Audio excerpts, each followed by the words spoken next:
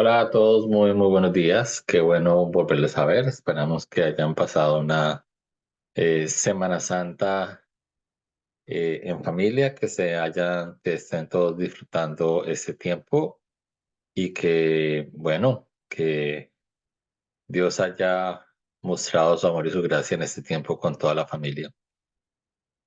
Y vamos a orar para empezar esta mañana de hoy, domingo de resurrección. Que sea Dios hablando en nuestros corazones. Padre, te damos gracias por ese tiempo que nos permites estar aquí reunidos, por esta oportunidad que tú nos das de, aún desde la distancia, encontrarnos una vez más. Y gracias porque creo que eh, una de las cosas buenas que nos ha dejado pandemia es podernos encontrar desde cualquier lugar del mundo, donde estemos, como estemos y seguir siendo familia. Y gracias porque este año, Señor, ha sido de bendición, Señor, y hasta donde vamos, tú nos has provisto de todo lo que necesitamos, Señor, en lo material, en nuestro cuerpo, en el alimento para subsistir, aún en el trabajo y el dinero para eh, poder continuar adelante con nuestra vida. Así que Dios, gracias por ese tiempo y te pedimos que hoy domingo de resurrección, tú hables a cada uno de nosotros, Señor, de la manera que tú quieres, de la manera que tú anhelas hablarnos a cada uno de nosotros, Señor. En el nombre de Cristo Jesús. Amén. Así que, amados hermanos, qué bueno tenerles hoy por acá. Para aquellos que están tomando nota o toman nota, la charla hoy se llama Sentados a la Mesa. Y creo que hace parte como un pequeño resumen de todo lo que ha pasado esta semana, de todo lo que históricamente pasó la semana, no es lo que ha pasado en nuestra vida esta semana, sino lo que conmemoramos durante esa semana y creo que es válido que eso lo podamos hoy compartir. Así que quiero invitarles a que vayamos al Evangelio de Juan, capítulo 13, eh, versículos del 21 al 30 y saltaremos después al 33. ¿Vale? Otra vez repito, Juan 13, 21 al 30 y 33. Habiendo dicho Jesús esto, se conmovió en espíritu y declaró y dijo, de cierto os digo que uno de vosotros me va a entregar. Entonces los discípulos se miraban unos a otros, dudando de quién hablaba. Y uno de sus discípulos, al cual Jesús amaba, estaba recostado al lado de Jesús. A este, pues, hizo señas Simón Pedro para que preguntase quién era aquel de quien hablaba. Él entonces, recostado cerca del pecho de Jesús, le dijo, Señor, ¿quién es? Respondió Jesús, a quien yo diere el pan mojado, aquel es. Y mojando el pan, lo dio a Judas Iscariote, hijo de Simón. Y después del bocado, Satanás entró en él. Entonces Jesús le dijo, lo que vas a hacer, hazlo más pronto. Pero ninguno de los que estaban a la mesa entendió por qué le dijo esto.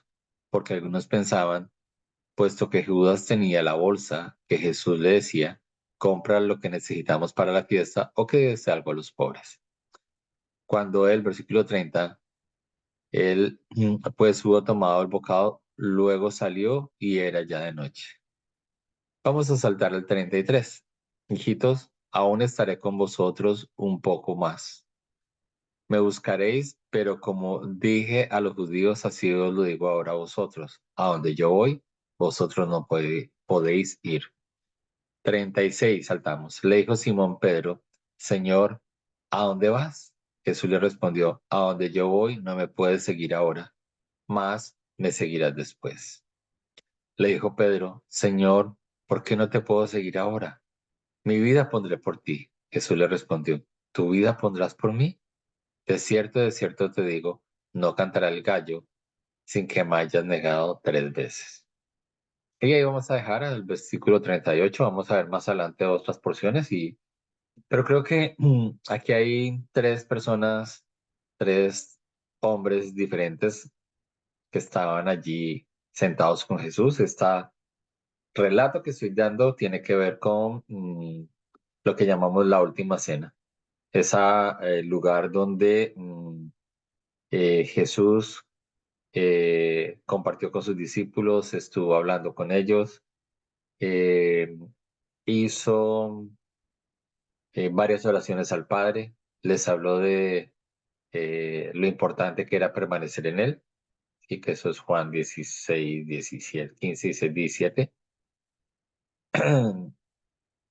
Y aquí está todo el camino, digamos, ya al final de la cena, donde Jesús está compartiendo el alimento con ellos. Entonces, en este lugar hay tres, al menos en este relato más bien, hay tres personas que salen a digamos, como protagonistas de esta escena, que son Judas, Iscariote, Simón Pedro y Juan. Y vamos a hablar de cada uno de ellos, vamos a hablar de estos tres hombres, ¿sí? Tres hombres que estaban sentados a la mesa, ¿sí? Con Jesús, tres hombres diferentes con diferentes relaciones con Jesús y tres formas cada uno de ellos de responder a la gracia que Jesús está impartiendo. Sí, lo veremos más adelante. Perdón, Judas entregó a Jesús a sus enemigos por 30 monedas de plata. Pedro hizo promesas arriesgadas a Jesús que lo acompañaría hasta la muerte y que fue imposible de cumplir. Y Juan que se mantuvo callado y recostó su cabeza en el pecho de Jesús. Y este mismo Juan es el que nosotros vemos al final de la historia que acompaña, perdón, un segundito, que acompaña a María y a Jesús en la cruz, ¿sí? Y creo que vale la pena que podamos hablar de ellos tres en esta mañana, ¿sí? Al terminar la noche, al terminar ese día, al terminar digamos, el viernes que llamamos Santo, el viernes de Pascua, más bien, al terminar la noche, Judas terminó ahorcándose en un árbol, Pedro terminó eh, fracasando en su promesa, negando a Jesús tres veces, y Juan fue el único que acompañó a Jesús en la cruz y estuvo fortaleciéndolo, acompañándole y dándole como que, suena chistoso, pero creo que si nos cabe la expresión como dándole ánimo a Jesús o que no se sintiera solo ahí colgado en la cruz. Vamos a hablar entonces de Judas, del primero eh, que no aparece en escena, pero que quiero compartir. Y Judas es el prototipo de los que nos genera desprecio. Siempre que hablamos de Judas, pareciera que hubiera algo en nuestro corazón que nos incomoda, que nos estorba, que nos genera desprecio. Por eso eh, hay incluso hasta una forma coloquial de hablar a aquellas personas que nos traicionan y es que ustedes son Judas, ¿sí? Y es una manera de desprecio de decirle a la gente de manera despreciativa que nos incomoda, que es una persona de poco confiar, ¿sí? Judas se representa lo vil y lo más bajo, ¿sí? Por vender a Jesús. Para nosotros representa eso, ¿sí? Y además de eso, de haberlo entregado dándole un beso. Si ustedes se acuerdan más adelante, si siguen leyendo la historia, cuando llegan a Getsemaní los soldados romanos, eh, quien identifica a Jesús es Judas dándole un beso. Y esa fue la señal que él dijo, aquel que yo beso en la mejilla, ese es Jesús. Entonces siempre hablamos como de una persona traicionera, una persona que es poco fiable, ¿sí? Ese es el Judas, ese es el prototipo de persona, ¿sí? Y es cierto que en nuestro corazón quisiéramos no ser como Judas, ¿sí? No quisiéramos ser como Judas, pero yo tengo una triste noticia y es que nosotros somos iguales a Judas, ¿sí? Lo vamos a ver más adelante en lo que voy a intentar desarrollar, pero creo que sí, que nosotros somos iguales a Judas en el sentido de que hemos traicionado a Jesús, hemos hecho de alguna u otra manera algo que eh, afecta nuestra relación con Dios, afecta nuestra relación con Jesús, que afecta la relación con nuestros seres queridos, con la gente del trabajo, ¿sí? Si bien despreciamos a Judas de la Biblia, nos miramos a nosotros con un poquito de condescendencia y no nos pensamos que somos iguales, pero en verdad sí somos iguales, sí somos así, ¿sí? Eh, la Biblia nos llama a amar lo que Dios ama. Si Dios ama a Judas, ¿por qué nos damos el derecho entonces de darlo? Me dice, ¿cómo sí que Jesús, que Dios amó a Judas? Claro, a Judas lo amó, lo veremos más adelante. Hay algunas teorías acerca de Judas, pero Dios amó a Judas, ¿sí? Y Jesús lo dijo en Juan 3:16, de tal manera amó Dios al mundo, y ahí está incluido Judas. O sea, que Dios sí había amado a Judas, ¿sí? Entonces, ¿por qué nos damos el derecho de despreciarlo? ¿Por qué nos damos el derecho de despreciar a aquellas personas que nos caen mal? ¿Por qué nos damos el derecho de maltratar a aquellas personas con las cuales no nos identificamos? ¿Por qué nos damos el derecho de maltratar a aquella persona que profesa algo distinto a nosotros? Una posición política, una posición religiosa, una creencia incluso alimenticia. Sí, algunos miramos con desprecio a los veganos, por ejemplo. Sí. Y entre la línea de veganos hay N cantidad de categorías dependiendo de qué comen y qué no comen. Y entonces a veces nos abrogamos el derecho de maltratar a esas personas y despreciarlas. Sí, uno dice ahí como, sí, señores, pónganse a pensar cuántas personas que ustedes ven en la calle ustedes desprecian. Sí. Eh, y creo que actuamos como juzgando, ¿no? Sí, somos como Judas. En las condiciones propicias somos capaces de cometer hechos de maldad. Si tuviéramos la capacidad de hacerlo, haríamos. Creo que hay un proverbio nuestro que dice, la ocasión hacia el ladrón. Si tuviéramos la ocasión de hacer algo indebido, lo haríamos. Si tuviéramos la posibilidad de hacerlo, lo haríamos. No, pero es que olvide. Lo haríamos. Pongámonos a pensar y quitemos como todas esas cosas que a veces que hemos colocado como talanqueras. Si no las tuviéramos, lo haríamos. ¿Sí? A veces uno dice, no, yo no hago esto por esto y esto y esto, pero al final estoy diciendo, si eso no existiera, yo lo haría.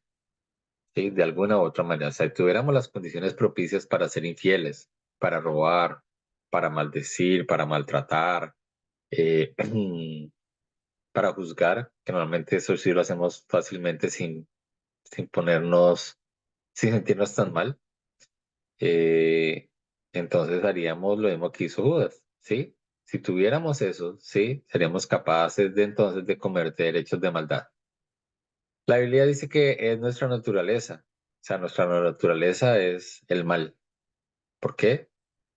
Porque bebemos de Adán y Eva las mismas cosas. Bebemos de Adán y Eva la maldad, ¿sí? Que fue implantada en los corazones de ellos, ¿sí?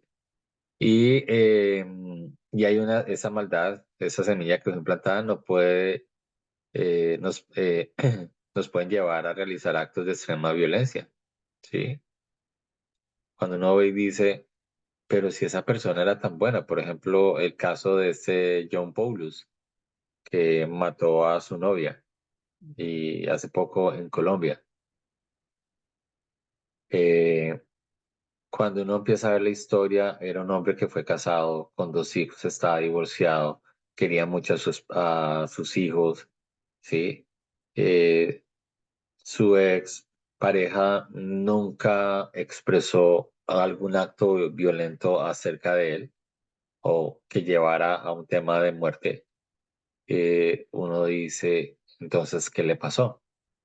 Si uno se cuestiona cómo así si era tan buena gente, si era tan amable, ¿qué le pasó? Pues sí, si tuviéramos nosotros el momento, las condiciones propicias, podríamos llegar a ser actos de extrema violencia. Sí, y esa semilla se llama pecado. Sí, esa semilla se llama pecado. Que a los hijos de Dios ya esa semilla no existe, sí, que hay lo que nos queda es lo que llama pecado que muere en mí o manifestaciones de la carne. que son aquellas cosas que de alguna u otra manera nos llevan a hacer esas obras de la carne, ¿sí? Todos nacemos con esa semilla de pecado, ¿sí? Y en lo profundo del corazón del hombre hay maldad, hay maldad. En el profundo del corazón del hombre hay maldad. Y eso lo dice la Biblia, dice, engañoso es el corazón del hombre, ¿sí? En él solamente hay pensamientos de maldad. Y eso nos lo dice la Biblia y es clarísimo en decirnos, ¿sí? Porque deseamos lo que no es nuestro, porque coqueteamos con la mentira, porque coqueteamos con lo prohibido o lo indebido, ¿sí? Y todos tenemos de alguna u otra manera pensamientos malvados en lo secreto. Esta semana compartía con mi esposa de alguien que he estado compartiendo y frente a una situación un poquito complicada, fue una persona que expresó tanta rabia y tanta como sevicia, si se puede decir, en sus palabras, que uno decía, pero esa persona no era así. Pero en lo profundo, cuando la carne se a flote, mostró todo lo que en verdad había en su corazón. Entonces, esa es una realidad, esa es la realidad que vemos expresada en Judas y que de alguna u otra manera nosotros también expresamos. Algo dentro de nosotros que funciona mal en nuestro ser, ¿sí? Si pudiéramos exponer lo que hay en la mente de todos nosotros, nos asustaríamos. Si pudiéramos expresar todos los pensamientos inadecuados que nos pasan a diario constantemente, estaríamos todos asombrados. O sea, ¿cómo es posible que un hijo de Dios pueda estar pensando de esa manera? ¿Cómo es posible que este hermanito o esta persona tenga esa manera de ver las cosas? ¿Sí? O de reaccionar frente a una situación difícil. Pues esa es una realidad. ¿Sí? Y la gran pregunta es, ¿qué cosas tienes en tu corazón que te han escandalizado de ti mismo? Sería una buena pregunta, que nos hiciéramos qué cosas hay en nuestro corazón que, uy, no, yo no puedo hacer eso, yo no puedo pensar en eso, no puedo volver a eso también, ¿sí? O que nunca pensaste que tú podías llegar a tener esa clase de mentalidad, esa clase de pensamientos que nunca llegaste a concluir que hubiera tal grado de maldad en tu corazón. La verdad es que esa semilla estaba dentro de ti, ¿sí? Mm, y que no ha tenido un buen ambiente para brotar, siendo que sea perfecto, que sea lo adecuado, sino que en ciertas condiciones podríamos expresar maldad, ¿sí? Podríamos tener expresiones de maldad. Pues de alguna u otra manera, el chisme, la murmuración, eh, es una expresión de maldad, ¿sí? Es una expresión de maldad porque queremos hacer daño con nuestros labios, nos abstenemos de usar la mano para empuñar un arma y matar a la otra persona, pero somos ágiles con la lengua para lanzar dardos hacia las demás personas, ¿sí? Muchos de nosotros tenemos que hacer frente a pensamientos vergonzosos, ¿sí? Para sentirnos bien comparándonos con otros. Ah, pero es que yo no soy tan malo como aquel. Es que este es más malo que yo. Sí, sí, yo digo o hago esto acerca de esta otra persona o con esta persona, pero es que el que se hace dos sillas más adelante de mí es peor que yo. Así como yo estoy hablando mucho de proverbios, nuestros proverbios colombianos y es mal de mucho consuelo de tontos. Es decir, como veo que el otro es peor que yo, entonces yo me siento mejor, sin entender la dimensión de lo que yo estoy viviendo, ¿sí? Porque tenemos la capacidad de de tasar las cosas, de colocar valores a las cosas, ¿sí? Y de acuerdo a esos valores cuidamos o descuidamos. Entonces, si el vecino tiene un grado 5 y yo tengo un grado 3, él es peor que yo, entonces yo estoy bien. Pero frente a los ojos de Dios todos estamos mal. tanto el que cometió una infracción grado 5 como el que cometió una infracción grado 1, ¿sí? O grado 0.5. Todos estamos bajo Dios, estamos igualmente mal, pero nosotros tenemos esa rara particularidad de medirnos con otros para compararnos y entonces tengo algo muy vergonzoso, pero lo del otro es más vergonzoso, entonces lo mío está bien. Y entonces yo en eso no le pongo pereque a la cosa, ¿sí? Eh, ¿Y qué diferencia hay entre una persona que mató a 200, hablemos de Garavito que abusó de 200 niños y los mató, a uno que solamente mató a uno, ¿sí? O de cualquier persona que acaba con el buen nombre de otra persona a través del chisme? ¿No es lo mismo? ¿Sí? Si engañamos al cónyuge, si hacemos matoneo en la escuela, ¿no es lo mismo? ¿No es la misma condición? Sí. Jesús dijo en Mateo 5 6 y 7, en uno de los apartes dijo, oíste que fue dicho, pero yo os digo tal cosa. Oíste que fue dicho que no adulterarás, pero yo os digo que eh, cualquiera que mira con deseo a otra mujer ya adulteró. Oíste que yo digo que no he dicho que no matarás, pero aquel que desea la muerte al otro ya lo mató. ¿Sí? Sin haber consumado el acto físico de. Claro, lo que Jesús está haciendo es colocándonos aún más alta la vara, imposible de cumplir, ¿sí? Imposible de cumplir, porque entonces en ese sentido todos somos adúlteros, todos somos asesinos, porque de alguna u otra manera hemos mirado con deseo a una mujer o a un hombre, según sea el caso, ¿sí? A otra persona con deseos de tener intimidad. Entonces ya ahí llevamos, ya todos somos adúlteros. O hemos deseado la muerte a cualquier otra persona, o hemos tratado o maltratado a otra persona. Entonces, Jesús nos dice, ustedes no pueden cumplir esto, me necesitan a mí, ¿sí? Por eso es importante entender eso. La diferencia está entonces en el alcance del acto, ¿sí? O sea, la diferencia que es el alcance del acto. El que mató 200 al que mató uno. Es la diferencia en el alcance del acto. Pero al fin y al cabo la semilla fue la misma. No hubo diferencia. Al final de cuentas la semilla fue la misma. No importa cuál fue el alcance del acto. Fue la naturaleza que produjo eso. ¿Sí? Todo gran árbol proviene o todo árbol más bien proviene de una semilla muy pequeña. ¿Sí? El árbol y la semilla comparten el mismo ADN. Entonces, por eso de alguna manera, cuando vemos a Judas, podemos pensar que nos estamos viendo a nosotros mismos. Eh,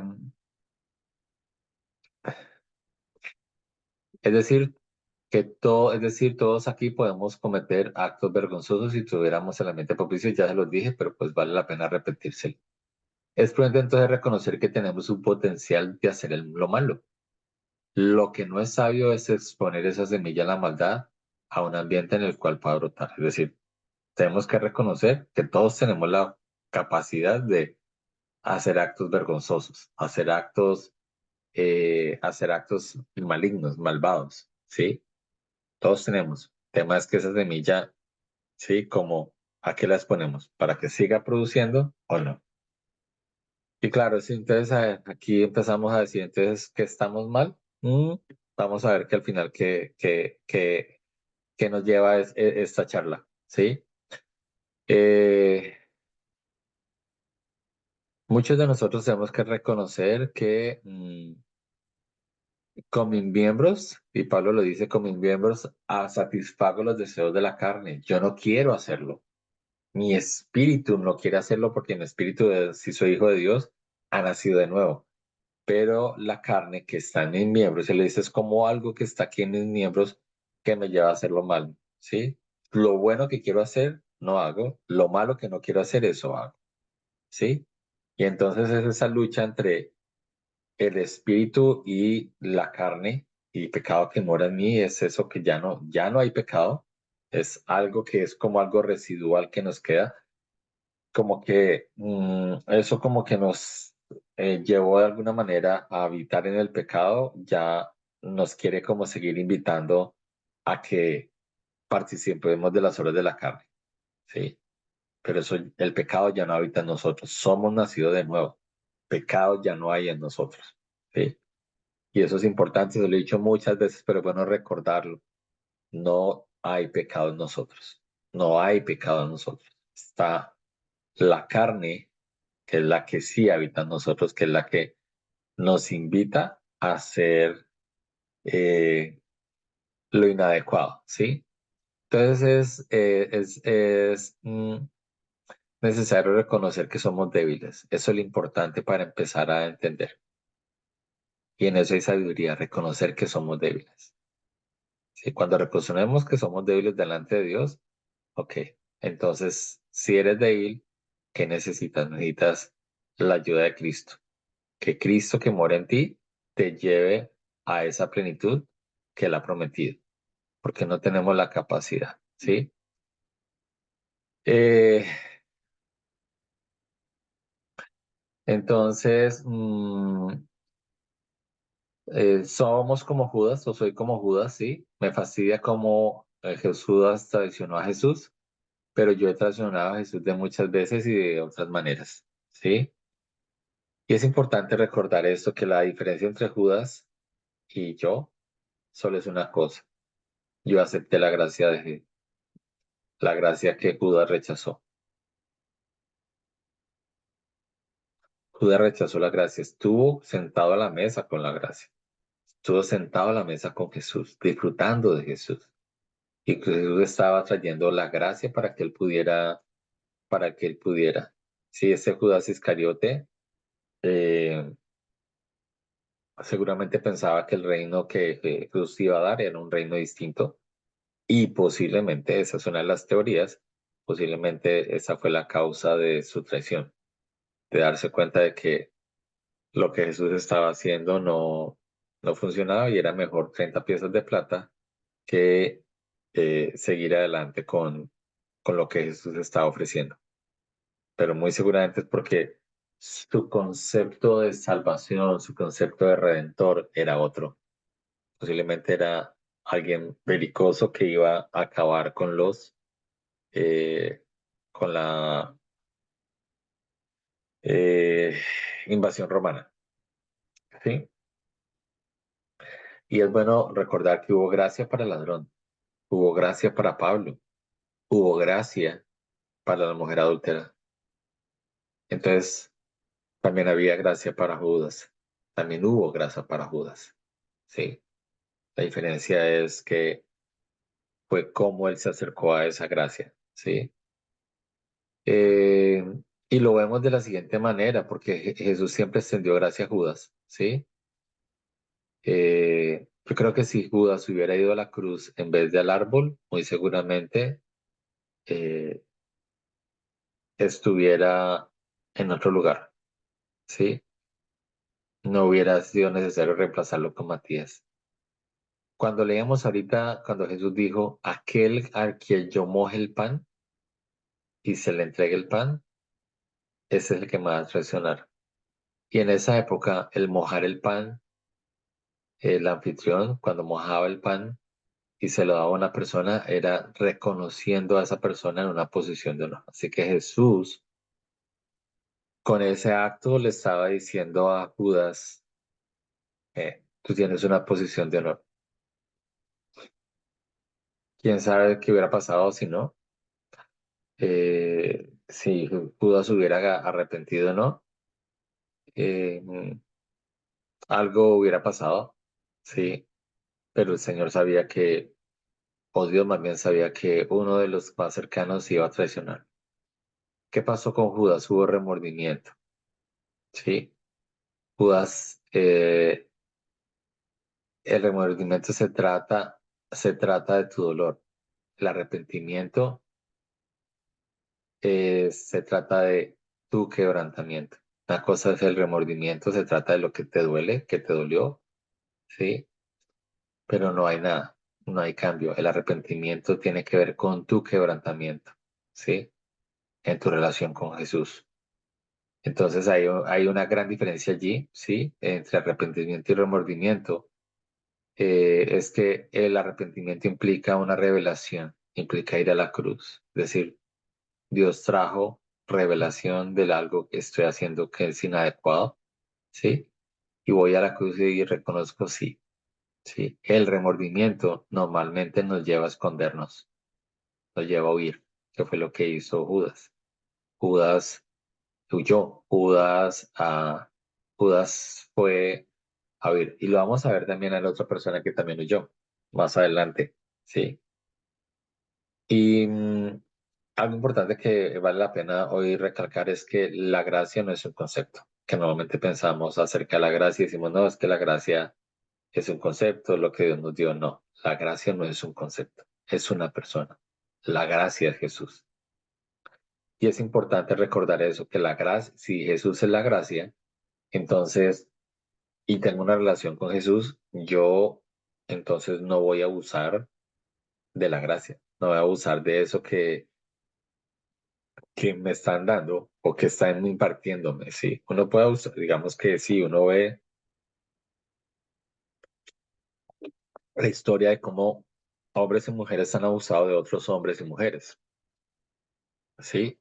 Y podríamos abusar, y claro, a muchos hemos abusado de la gracia, porque cuando tenemos una revelación plena de lo que es la gracia, que la gracia es Jesús mismo, entonces empezamos a entender que mi relación con Dios va a ser distinta, mi relación con Dios y con la vida de pecado que yo tenía, ya no voy a abusar de la gracia, porque es tan revelador, es tan impactante que entonces ya el pecado no es algo que me satisface, no es algo que me llame la atención, ¿sí? Cuando uno tiene eh, esa relación con esa persona que es la gracia, con Jesús que es la gracia, jamás vamos a abusar de ella, ¿sí? Eh, Abusar del concepto es fácil, pero abusar de una persona eh, es que no la hemos conocido. O sea, si yo abuso de una persona es que en verdad, y cuando uno ve los abusos, la relación de esas personas no se conocían, ¿sí? Pueden estar juntos, llevar mucho tiempo juntos, pero no se conocían, no tenían intimidad. Puedan tener, hablando de algunos esposos o esposas que abusan de sus cónyuges, pueden haber tenido intimidad sexual, pero no intimidad emocional y espiritual.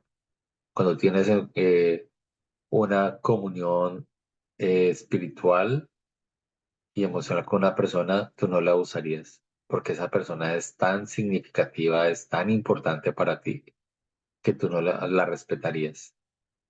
Así como decimos nosotros aquí en Colombia, ni con el pétalo de una rosa, ¿sí?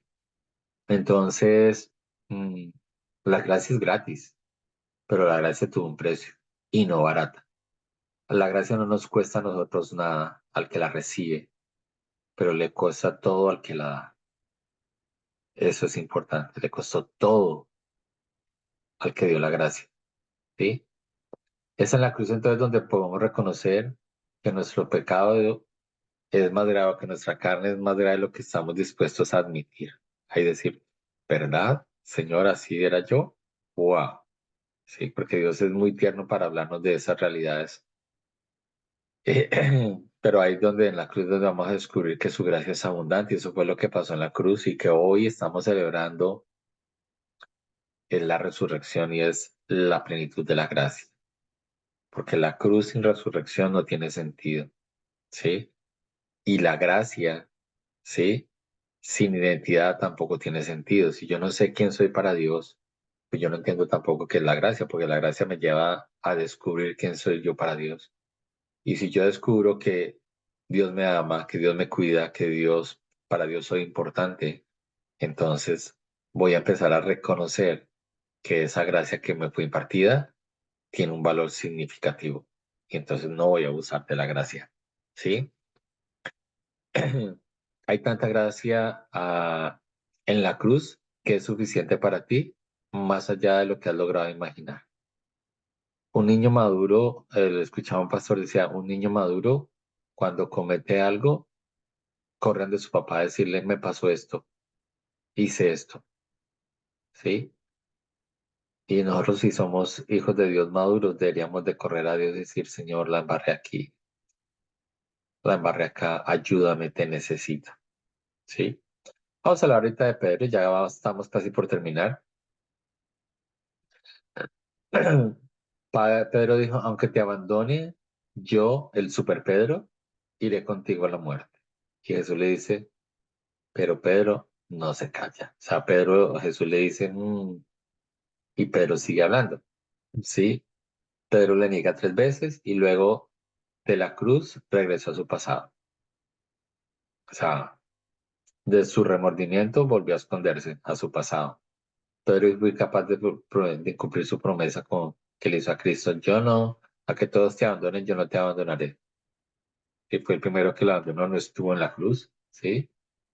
De hecho, sí lo defendió. Si ustedes leen la historia en Getsemaní, cuando llegan los guardas, él le corta la oreja a uno de los miembros de la guardia, ¿sí? Entonces, pero de ahí en adelante él desaparece. Está allá, le acompaña desde lejos, le traiciona y desde ahí Pedro no vuelve a aparecer, sino ya con los 12. Eh, Pedro fue incapaz entonces de cumplir su promesa y cuántos de nosotros hemos sido incapaces de cumplir nuestras promesas a Jesús. Yo hace mucho tiempo dejé de hacerle promesas a Dios porque soy incapaz de cumplir las promesas. Le he fallado muchas veces a Dios y dije, Señor, no te vuelvo a prometer nada.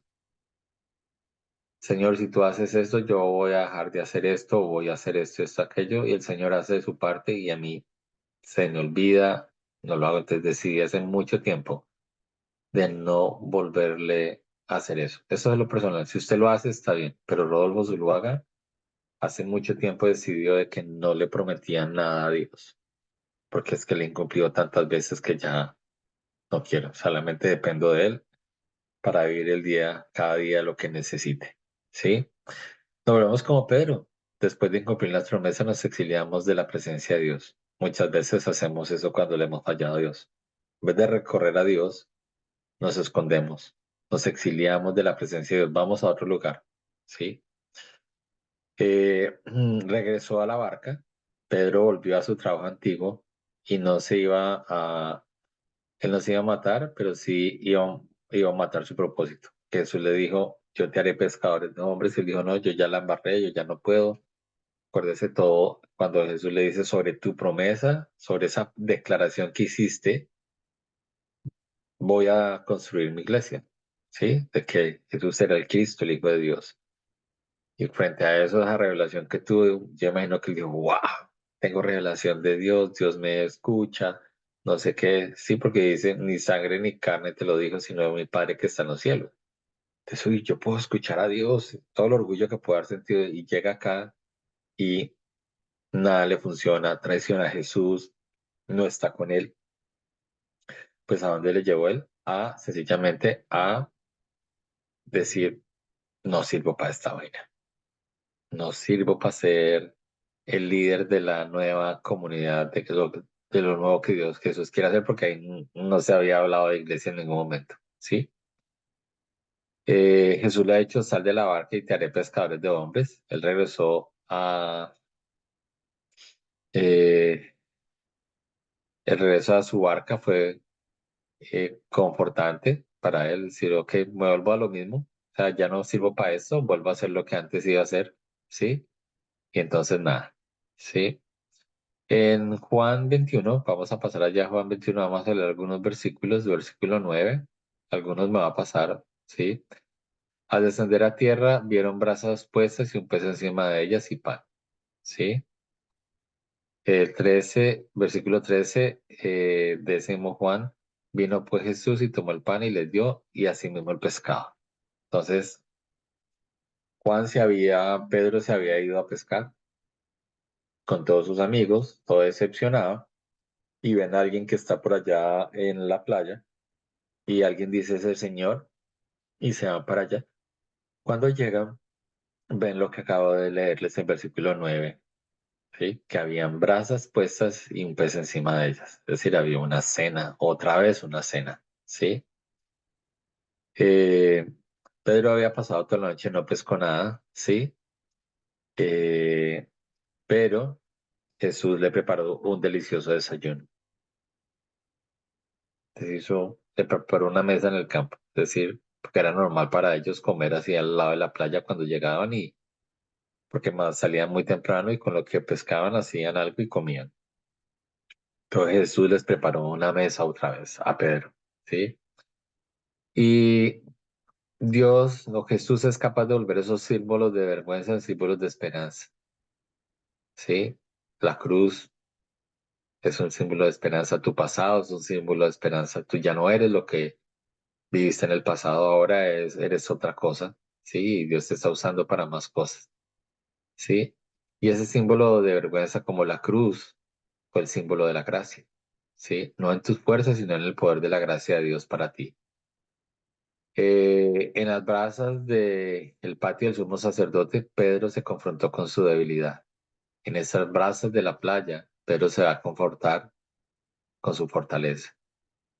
Y aquí es donde viene esa misma porción, donde Jesús le dice en el mismo Juan, cuando hubieron comido, Jesús dijo a Simón Pedro, Simón, hijo de Jonás, ¿me amas? Más que estos, le respondió, sí, Señor, tú sabes que te quiero. Estoy leyendo traducción viviente que es mucho más clara. Él le dijo, apacienta mis corderos. Volvió a decirle la segunda vez, Simón, hijo de Jonás, ¿me amas? Pero le respondió, sí, Señor, tú sabes que te quiero. Le dijo, pastorea mis ovejas. Y por tercera vez le dijo, Simón, hijo de Jonás, ¿me quieres? Pedro se entristeció de que le dijera por tercera vez, ¿me quieres? Y le respondió, Señor, tú sabes, tú lo sabes todo, tú sabes que te quiero. Jesús le dijo, apacienta mis ovejas. Y ahí sigue la historia, ¿sí? Y es bien interesante ese juego de palabras que hay en este diálogo, que Jesús usa la palabra ágape, me amas, y Pedro dice, te quiero, que es fileo, ¿sí? El ágape es un amor incondicional, sin límites, que puede llegar hasta la muerte. Y el fileo es querer o tener un afecto limitado hacia alguien. Entonces Jesús le dice, tú me amas ilimitadamente y Jesús le dice, yo te quiero con límites.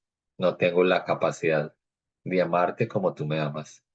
Pero en otras palabras, lo que Jesús le está diciendo cuando le dice yo te quiero, entonces le dice, apacienta mis corderos, pastorea mis ovejas, apacienta mis ovejas. Que está diciendo es, sal de tu escondite y ve a cumplir el propósito al que te he llamado. ¿Cuántos de nosotros nos hemos sentido que hemos defraudado a Dios, que hemos fallado a Dios? Y Dios hoy nos dice, aquí ya después de la resurrección, ¿sí? Esto es el mismo día en que Jesús de la resurrección.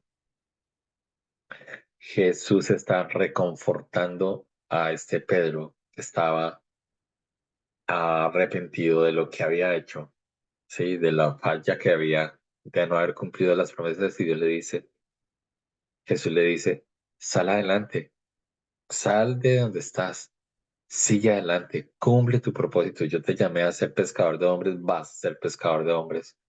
Es Dios, es Jesús mismo reconfortando el corazón, ¿sí? Esta relación con Jesús, con Dios no se basa en cuánto tú amas, sino en cuánto Dios te ama. No en lo que tú amas a Dios, sino en cuánto Él te ama a ti. Porque Dios sabe que nuestro amor es limitado, tiene un límite. Nosotros quisiéramos amar como Dios, con un amor extravagante, con un amor que es incondicional, con un amor que no cabe en nuestra cabeza, pero no tenemos esa habilidad. ¿Por qué? Porque eh, no hemos llegado al otro lado de la perfección.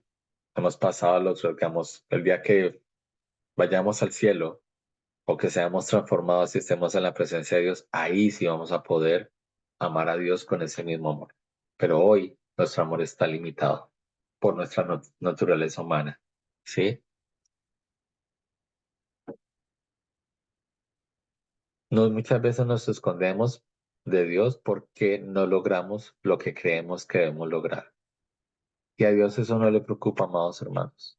No le preocupa qué tan adelante o qué tan atrás estés. A Dios lo único que le preocupa es que tú puedas entonces eh, lograr el propósito de Dios.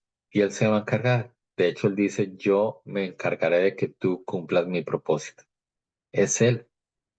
Por más que tú lo intentes, no lo vas a fallar. Vas a fallar. Pero Dios te dice, yo voy a cumplir mi propósito en ti. ¿Sí?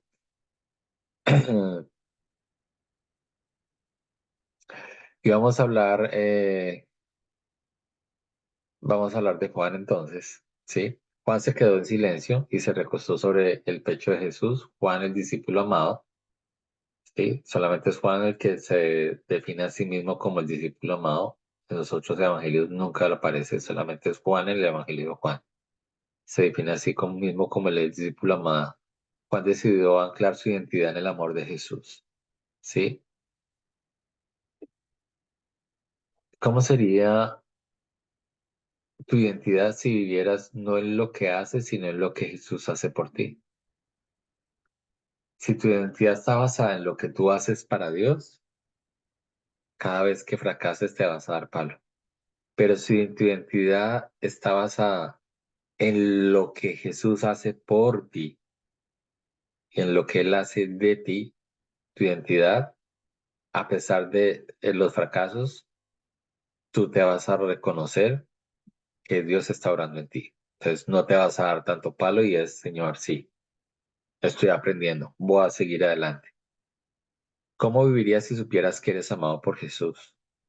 ¿Cómo vivirías si hoy hoy te deja saber cuánto, o Jesús te deja saber cuánto Él te ama? ¿Cómo vivirías? ¿Sí? Todo el Evangelio habla del amor de Jesús que Jesús tiene por ti. Todo el Evangelio, los cuatro Evangelios hablan de cuánto Jesús te ama. ¿Sí? Y si no, veamos algunas de las parábolas. La moneda perdida, la oveja perdida, el hijo perdido, ¿sí? El trabajador de la última hora, el deudor que se le perdonó, ¿sí? Eh, aquel hombre que estaba en el camino que fue invitado al banquete real, el pobre. Todos los ejemplos que Jesús coloca en la Biblia es diciendo cuánto yo te amo, cuánto el Padre nos ama, ¿sí?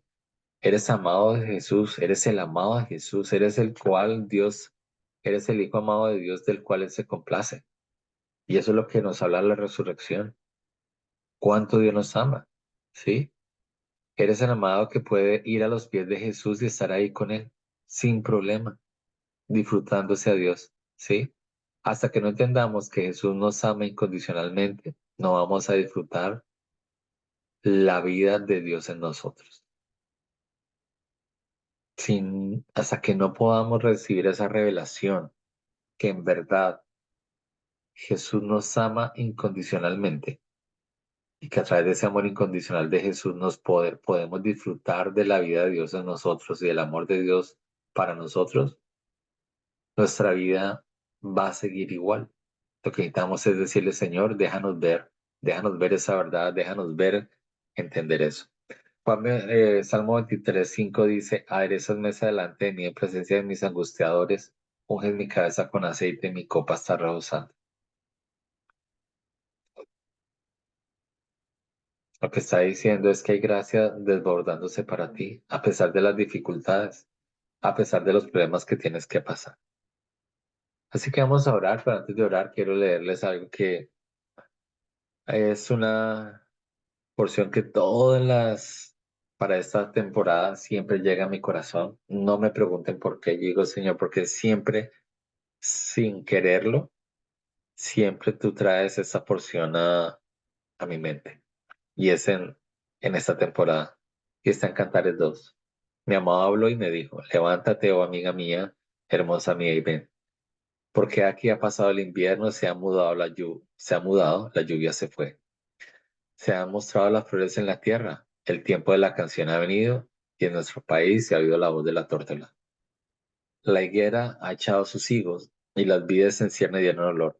Levántate, oh amiga mía, hermosa mía, y ven, paloma mía, que estás en los agujeros de la peña, en lo escondido de los escarpados parajes. Muéstrame tu rostro, hazme oír tu voz, porque dulce es la voz tuya y hermoso tu aspecto. Y lo que está diciendo ahí es, nosotros somos la hermosa iglesia de Jesús. Somos la novia de Jesús. Y al final dice, ven, muéstrame tu rostro, déjame ver, te quiero ver. Sal de donde estás escondido y ven. Sal de tu escondite, ven y cumple tu propósito. Así que eso es lo que hoy Dios quiere, que podamos salir del escondite donde estemos y podamos ir cara a cara con Él y decirle, Señor, aquí estoy yo, a pesar de mis fracasos, a pesar de mis dolencias, a pesar de mis problemas. Así que, Padre, gracias en esta mañana por permitirnos estar acá reunidos. Gracias porque tú eres fiel, Señor. Gracias porque tu fidelidad, Señor, es grande, Señor. Es inmensamente grande, Señor. Y Señor, gracias porque tu fidelidad hoy nos permite estar aquí reunidos. Tu fidelidad nos permite estar congregados desde la distancia, Señor. Yo te pido en el nombre de Jesús que esta revelación de tu palabra de que la gracia es una persona, que eres tú, Jesús. Nosotros podamos saber que todos los días estamos sentados a la mesa contigo, sentados a la mesa con la gracia, Señor, porque tú habitas en nosotros, Dios. Y te pido en el nombre de Jesús que tú nos lleves, Señor, hoy a disfrutar de esa verdad. Nos lleves tú hoy a disfrutar de lo que tú haces por nosotros, Señor. Nos ayudes a disfrutar de esa gran revelación de lo que eres tú, Señor. Padre, gracias por tu amor, gracias por tu misericordia, Señor. Padre, que en medio de todo esto, al revelarte tú a cada uno de nosotros, Señor, podamos recibir de ti la sanidad para aquellos que estamos enfermos, Señor. Para Martica Oviedo, Martica Cardoso, Florencia Vélez, Nancy de Vélez, eh, Gracielita, Señor, Rosalba, Peticita, Diana Briseño, Señor. Y oramos por las mamás que están en embarazo, que tú también les cuides, Señor. Cuide a los bebés, cuide que sean partos sin problemas, Señor. Gracias por tu bendición y te pido también que proveas para cada uno, Señor, la economía que necesitan, Señor. Aquellos que son autoempleados, que si no venden un producto, Señor, no hay alimento en su casa, tú les lleves a encontrar esas personas, esos clientes que les ayuden a ellos a que puedan disfrutar eh, de esa bendición de tener el dinero, Señor, para que haya provisión en su casa. Padre, gracias por todo lo que tú haces en medio de nosotros, Señor, y que sea este día, Señor, de resurrección, una resurrección en nuestro espíritu, Señor, de quién eres, de quién tú eres para nosotros, de quiénes somos nosotros para ti, Señor. Revélanos eso, danos reconocimiento de que somos tus hijos amados en los cuales tú te complaces, Señor. Gracias, Dios, en el nombre de Jesús. Amén. Vamos, hermanos, Dios les bendiga. Nos vemos dentro de 8 días presencial ahí en Palermo. Así que un abrazo, sigan disfrutando estas pocas horas que nos quedan de descanso de Semana Santa y que Dios les lleve con bien a cada uno de ustedes los que están regresando hoy a sus casas. Dios les bendiga. Bendiciones.